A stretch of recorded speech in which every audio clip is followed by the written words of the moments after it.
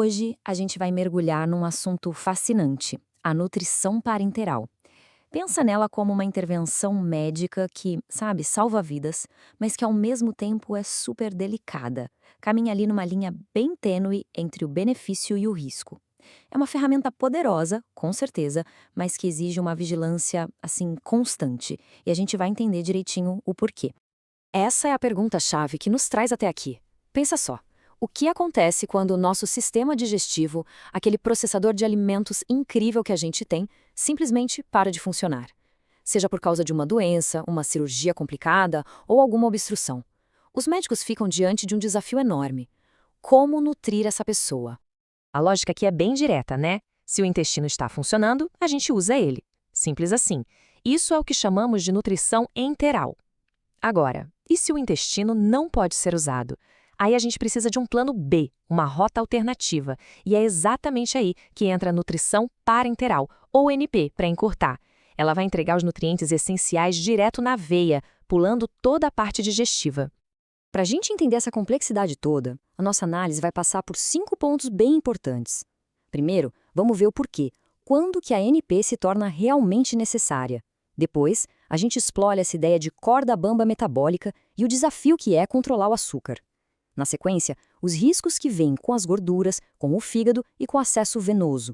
E por fim, vamos descobrir como o trabalho em equipe e a vigilância constante são a chave para a segurança de todo o processo. Então, quando que se decide pela nutrição parenteral? Geralmente, isso acontece quando um paciente simplesmente não consegue se alimentar direito por mais de uma semana. É literalmente uma terapia que sustenta a vida quando todas as outras portas para a nutrição se fecharam. Só que essa rota alternativa tem uma consequência muito importante. Ao pular o intestino, a gente também pula todas as barreiras de proteção e regulação que ele oferece. O fígado, que normalmente é o grande filtro de tudo que vem do intestino, de repente começa a receber uma carga super concentrada de nutrientes direto no sangue. E isso, claro, cria uma série de desafios únicos. Cuidar de um paciente em NP é quase como caminhar numa corda bamba metabólica. O primeiro grande desafio é manter o equilíbrio de líquidos e eletrólitos. Sabe, aqueles minerais essenciais como sódio, potássio, fósforo. As equipes médicas ficam de olho no peso todo santo dia e avaliam os sinais o tempo todo. Uma perda ou ganho de peso repentino, tipo mais de 2 quilos em 48 horas, ou há uma alteração na pressão, ou até sinais como boca seca ou inchaço, tudo isso são pistas de que o balanço de líquidos não está legal.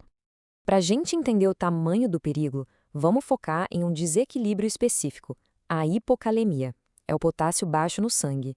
E essa é uma preocupação constante, porque o potássio é absolutamente crucial para o funcionamento dos músculos e dos nervos, incluindo o músculo mais importante de todos, o coração.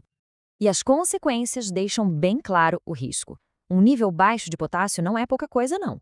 Pode levar a arritmias cardíacas que podem ser fatais, uma fraqueza muscular tão forte que afeta até a respiração, além de problemas intestinais. É por isso que os níveis de eletrólitos são checados com tanta frequência. E aqui tem talvez o risco mais paradoxal, o mais contraintuitivo de todos, a chamada síndrome de realimentação. A analogia do motor é perfeita. Imagina só, um motor que está parado há muito tempo, delicado, faminto por combustível. Se a gente simplesmente joga um monte de gasolina de uma vez, não vai dar certo, né? É a mesma coisa com o corpo desnutrido. Quando as calorias voltam a entrar, o metabolismo dá um tranco, ele reinicia de forma abrupta. E o que acontece? As células, desesperadas por energia, começam a puxar todos os eletrólitos vitais do sangue de uma vez só. O resultado é que os níveis no sangue despencam, e isso é perigosíssimo. Bom, além dos eletrólitos, tem outro grande desafio: a glicose. O açúcar é a principal fonte de energia na ANP, mas injetar ele direto na veia pode sobrecarregar a capacidade do corpo de lidar com tudo aquilo. O resultado? Hiperglicemia, que é o açúcar alto no sangue. E olha que achado interessante. A insulina, que muitas vezes é colocada direto na bolsa de NP para ajudar a controlar o açúcar, pode acabar grudando no plástico da bolsa e ficando inativa. Só que esse estudo descobriu algo curioso.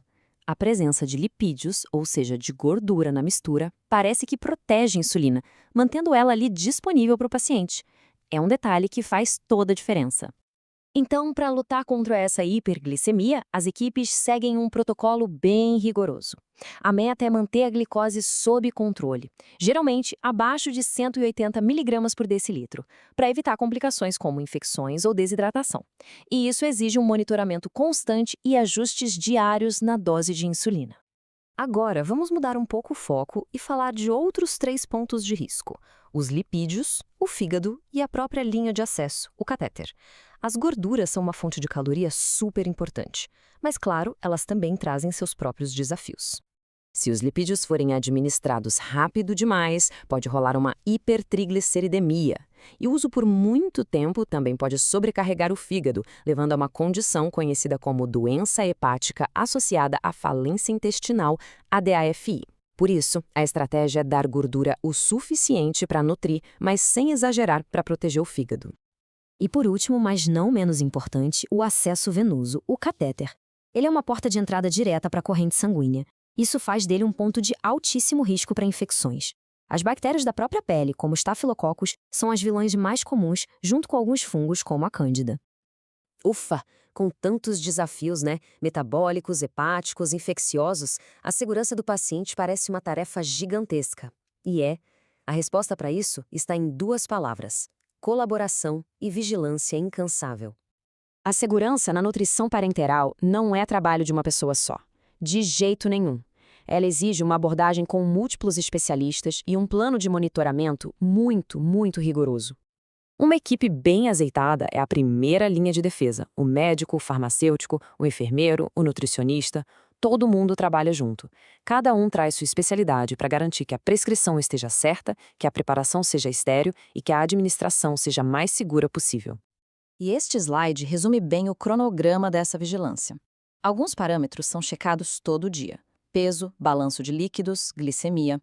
Outros exames de sangue são feitos toda semana para monitorar como os órgãos estão funcionando e os níveis de nutrientes. É um processo que não para, de avaliação e ajuste para manter o paciente seguro e bem nutrido. A nutrição parenteral, sem dúvida, continua sendo uma das intervenções mais complexas da medicina. Ela salva vidas, mas exige um equilíbrio delicadíssimo. A pesquisa não para, buscando novas emulsões de gordura, melhores formas de controlar a glicemia, materiais de catéter mais resistentes a infecções. Tudo isso é fundamental. E a questão que sempre move a medicina continua no ar: como a gente pode continuar aprimorando essa ferramenta para que ela seja não apenas uma linha da vida, mas uma linha da vida cada vez mais segura?